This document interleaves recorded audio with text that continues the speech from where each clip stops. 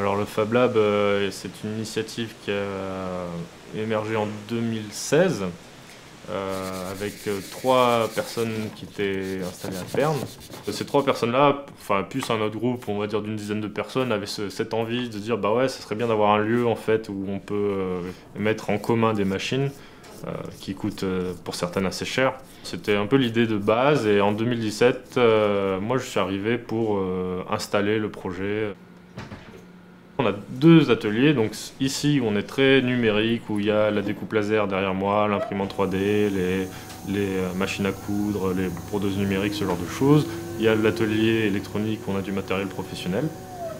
Et à côté, on a la salle des machines, où on a des machines plus orientées artisanat d'art, du coup, où on va travailler le bois, le métal, le verre.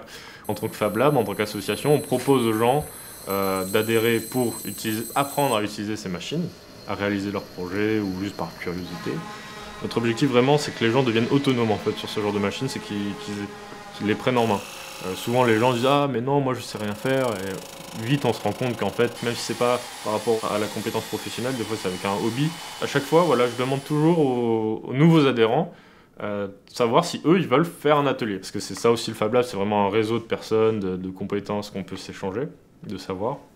Chaque semaine, donc le vendredi soir, on a mis en place les Repair Cafés. C'est une activité qui permet aux gens de ramener des objets un peu abîmés de chez eux, qui tombent en panne à un moment, et ils nous le ramènent, enfin ils nous appellent en disant est-ce que c'est possible ou pas. Et voilà, on a toute une équipe de bénévoles qui viennent aider pour déterminer la panne de l'objet, et on apporte une solution de réparation. Et les prochaines machines qu'on a envisagées, et on va acheter 3 choses. On va acheter un logiciel professionnel qui pourra me permettre de travailler avec toutes les machines, que ce soit en 2D ou en 3D. Et notamment avec une des machines qu'on va acheter, donc c'est une fraiseuse numérique.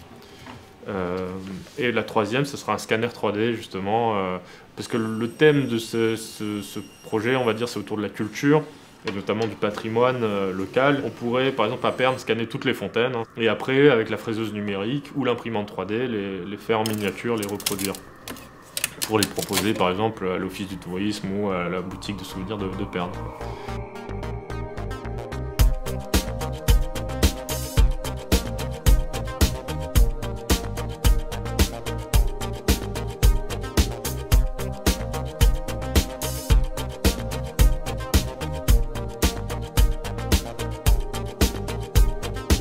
Every 4 computers now have primary control of critical vehicle functions.